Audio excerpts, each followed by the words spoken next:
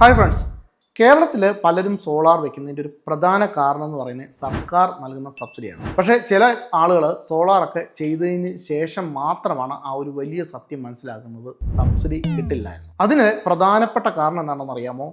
ഇതിന്മേലുള്ള ചെറിയ ചെറിയ നിബന്ധനകളൊന്നും അവർ മുൻകൂട്ടി പാലിച്ചിരുന്നില്ല എന്നുള്ളതാണ്. സോളാർ വെക്കാൻ ആഗ്രഹിക്കുന്നവർ ശ്രദ്ധിക്കേണ്ട 21 കാര്യങ്ങളെ പറ്റിയുള്ള വീഡിയോ സീരീസിലെ 4ാമത്തെ കാര്യമാണ് ഇന്ന് നമ്മൾ പറയുന്നത്. എല്ലാവർക്കും ഈ വീഡിയോയിലേക്ക് സ്വാഗതം. 4ാമത്തെ കാര്യം എന്ന് പറയുന്നത്, സബ്സിഡി സ്കീമിൽ സോളാർ വെക്കുമ്പോൾ എന്തെല്ലാം നിബന്ധനകളാണ് പാലിക്കേണ്ടത് എന്നുള്ളതാണ്. ഇന്ന് ഇന്ത്യയിൽ പ്രധാനമായും MNRE സബ്സിഡി സ്കീം വഴിയാണ് വീടുകളിൽ സോളാർ സിസ്റ്റം ഇൻസ്റ്റാൾ ചെയ്യുന്നത്. പക്ഷേ ഈ സബ്സിഡി ലഭിക്കാൻ ചില നിർബന്ധമായ കാര്യങ്ങൾ ഉണ്ട്. അതിൽ പ്രധാനപ്പെട്ട ഒരു കാര്യമാണ് നമ്മുടെ വീട്ടിലെ ഇലക്ട്രിസിറ്റി ബില്ലിലെ പേര്, അതുപോലെ തന്നെ ബാങ്ക് അക്കൗണ്ടിലെ പേര്, ഇതിനാവശ്യമായ ഡോക്യുമെൻറ്റുകൾ, ഇവയെല്ലാം ഒരു വ്യക്തിയുടെ തന്നെ പേരിലായിരിക്കണം. ഇതിൽ ഒരു ചെറിയ വ്യത്യാസം പോലും വന്നു കഴിഞ്ഞാൽ സബ്സിഡി തന്നെ പ്രോസസ്സ് ആവാതെ വരും. പലപ്പോഴും ഈ ഒരു സിസ്റ്റം ഇൻസ്റ്റാൾ ചെയ്തതിന് ശേഷമാണ് ആളുകൾ ഇത് മനസ്സിലാക്കുന്നത്. ആ സമയത്ത് ഇത് തിരുത്താനായിട്ടുള്ള ഒത്തിരി പ്രായോഗിക ബുദ്ധിമുട്ടുകളുമുണ്ട്. അതുകൊണ്ട് തന്നെ സോളാർ ഇൻസ്റ്റാൾ ചെയ്യുന്നതിന് മുമ്പ് തന്നെ ഈ കാര്യങ്ങൾ ശരിയാണോ എന്ന് പരിശോധിച്ചിരിക്കണം. ഇനി ഒരു ചെറിയ ഉദാഹരണത്തിൽ കൂടി നിങ്ങളോട് ഈ കാര്യം വ്യക്തമാക്കാം. അപ്പോൾ നമ്മളൊരു വീട്ടിൽ സോളാർ ചെയ്യാൻ പോകുന്നു എന്ന് വിചാരിക്കാം. ആ സോളാർ ആ വീട്ടിലെ അച്ഛൻ്റെ പേരിലായിരിക്കും. അപ്പോൾ ആ അച്ഛൻ മരണപ്പെട്ട് പോയിട്ടുണ്ടാവാം. ഈ പേര് ആരുടെയും പേരിലേക്ക് മാറ്റിയിട്ടുണ്ടാവില്ല.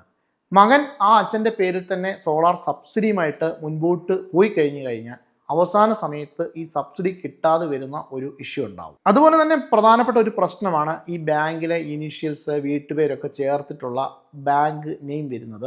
ഇത് KSEBയുടെ ബില്ലുമായിട്ട് വ്യത്യസ്തമാണെങ്കിലും ഈ ഒരു പ്രോസസ്സിങ് നടക്കാതെ വരും. അവസാന സമയത്ത് മാത്രമായിരിക്കും നമ്മൾ അറിയുന്നത് ഈ സബ്സിഡി കിട്ടില്ല എന്നുള്ളത്. അത് നിങ്ങളെ വളരെയധികം ബുദ്ധിമുട്ടിക്കും. സബ്സിഡി വൈകാനുള്ള മറ്റൊരു പ്രധാനപ്പെട്ട പ്രശ്നമാണ് ഈ പ്രോസസ്സ് നമ്മൾ ഏൽപ്പിക്കുന്ന വെണ്ടർ താമസിപ്പിക്കുന്നത്. അവർ കൃത്യമായ പ്രോസസ്സുകൾ കൃത്യമായ സമയത്ത് നടത്തിയില്ലെങ്കിൽ നിങ്ങളുടെ ഈ ഒരു സബ്സിഡി വളരെയധികം വൈകും.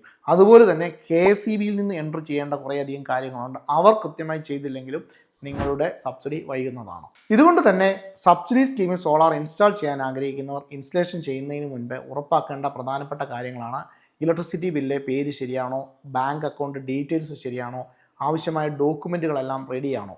ഇതെല്ലാം തയ്യാറാക്കിയതിന് ശേഷം മാത്രം നിങ്ങൾ ഈ ഒരു ഇൻസ്റ്റലേഷൻ പ്രോസസ്സുമായിട്ട് പോകേണ്ടതാണ്. ഇത് നിങ്ങളുടെ സബ്സിഡി പ്രോസസ്സിനെ വളരെ എളുപ്പമാക്കും. അതുമാത്രമല്ല, നിങ്ങൾക്ക് ഭാവിയിൽ ഉണ്ടാകാവുന്ന സബ്സിഡി സംബന്ധിച്ചുള്ള പ്രശ്നങ്ങളെ ഒഴിവാക്കുകയും ചെയ്യും. സബ്സിഡിയെ സംബന്ധിച്ചുള്ള ഈ ഒരു വീഡിയോ നിങ്ങൾക്ക് വ്യക്തമായെന്ന് വിചാരിക്കുന്നു. ഈ വീഡിയോ ഇഷ്ടപ്പെട്ടുവെങ്കിൽ ലൈക്ക് ചെയ്യാനും ഷെയർ ചെയ്യാനും മറക്കാതിരിക്കുക.